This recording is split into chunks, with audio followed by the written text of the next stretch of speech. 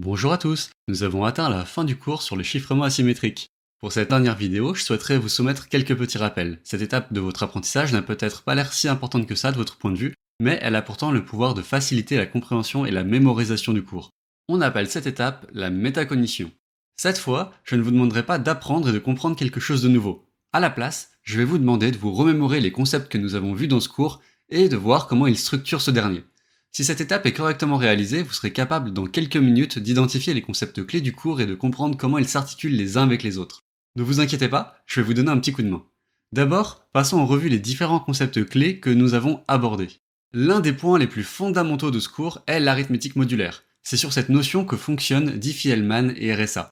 Le premier concept est celui d'exponentiation modulaire. Rappelez-vous, c'est grâce aux exponentiations modulaires que nous pouvons calculer la clé partagée entre les interlocuteurs dans Diffie-Hellman. C'est grâce à ce même outil que RSA peut chiffrer et déchiffrer des messages. Une exponentiation modulaire s'écrit sous la forme b exposant e modulo m, avec b étant la base, e l'exposant et m le module. Quand l'exposant devient trop important, il peut paraître difficile de calculer une exponentiation modulaire de tête, mais nous avions vu ensemble une méthode permettant de décomposer le calcul en exposants plus petits et plus simples à calculer. Le deuxième concept abordé de l'arithmétique modulaire est l'inverse modulaire. Le calcul de l'inverse modulaire est utilisé pour calculer la clé privée de RSA. Si deux entiers multipliés entre eux modulo n sont congrus à 1 modulo n, alors ils sont l'inverse l'un de l'autre. Il est possible de trouver un inverse modulaire en utilisant l'algorithme d'Euclide étendu que nous avons vu dans une précédente vidéo. Nous avons ensuite parlé de Diffie-Hellman. C'est un algorithme qui permet de générer des clés partagées entre deux interlocuteurs sans avoir à l'envoyer de l'un à l'autre. Cette clé peut ensuite être utilisée comme clé pour l'algorithme AES. Diffie-Hellman est fortement basé sur l'arithmétique modulaire dont nous parlions il y a quelques secondes, notamment les exponentiations modulaires. Parlons maintenant de l'algorithme d'Euclide, qui est à la base de l'algorithme d'Euclide étendu et qui permet de calculer des inverses modulaires. C'est en quelque sorte la première moitié d'Euclide étendu. Euclide permet de calculer le plus grand diviseur commun à deux nombres, et si votre mémoire est bonne, vous devriez vous rappeler que cela est utile pour la génération des clés dans l'algorithme de RSA. Il y a deux méthodes pour utiliser l'algorithme d'Euclide, mais je ne vais parler ici que de la méthode la plus intuitive. Il faut voir Euclide comme étant un algorithme dans lequel l'objectif est de carreler une pièce avec des carreaux carrés les plus grands possibles.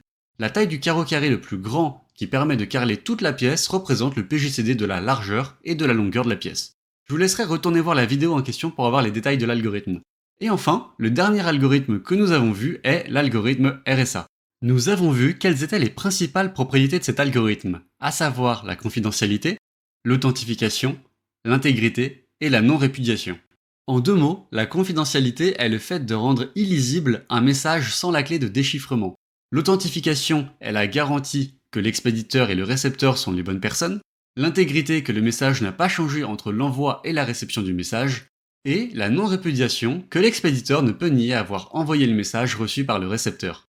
Pour obtenir toutes ces propriétés, RSA utilise une clé privée et une clé publique. La publique permet de chiffrer un message tandis que la privée permet de le déchiffrer.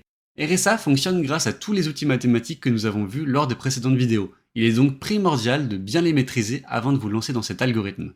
Et voilà pour les rappels. Maintenant que vous avez une idée des concepts importants, je vous propose une carte mentale qui résume succinctement tout ce dont nous avons parlé dans cette vidéo. Le but de cette carte est de vous faciliter la mémorisation des points dont nous avons parlé. N'hésitez pas à la regarder à chaque fois que vous voudrez vous souvenir de ce que nous avons fait durant ce cours. Merci de votre attention durant cette petite étape de métacognition, j'espère qu'elle vous aura été utile et je vous dis à bientôt.